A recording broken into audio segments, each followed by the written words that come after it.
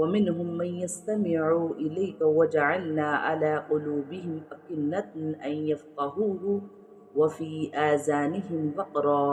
وإن يروا كل آية لا يؤمنوا بها حتى إذا جاءوك يجادلونك يقول الذين كفروا إن هذا إلا أساطير الأولين۔ اور ان میں سے بعض ایسے ہیں کہ آپ کی طرف کان لگاتے ہیں اور ہم نے ان کے دلوں پر پردہ ڈال رکھا ہے اس سے کہ وہ اس کو سمجھیں، اور ان کے کانوں میں ڈاڑھ دے رکھی ہے، اور اگر وہ لوگ تمام دلائل کو دیکھ لیں تو بھی ان پر کبھی ایمان نہ لائیں، یہاں تک کہ جب یہ لوگ آپ کے پاس آتے ہیں تو آپ سے خواہ خواہ جھگڑتے ہیں۔ یہ لوگ جو کافر ہیں یوں کہتے ہیں کہ یہ تو کچھ بھی نہیں، صرف بے سند باتیں ہیں جو پہلوں سے چلی آ رہی ہیں۔ یعنی کان لگا لگا کر سنتے ہیں۔ جب قیامت کے دن گزشتہ کافروں پر گزرنے والے کچھ احوال بیان فرمائے تو موجودہ کافروں کا بھی کچھ حال بیان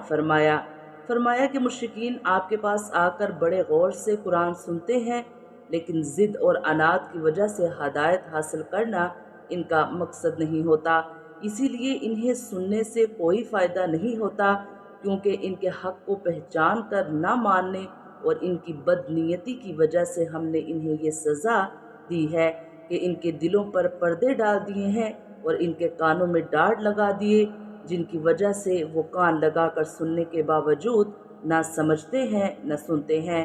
اب قرآن جیسا عظیم معجزہ دیکھ کر وہ ایمان نہیں لائیں تو یہ امید مت رکھیے کہ وہ کوئی بھی معجزہ دیکھ کر ایمان لے آئیں گے۔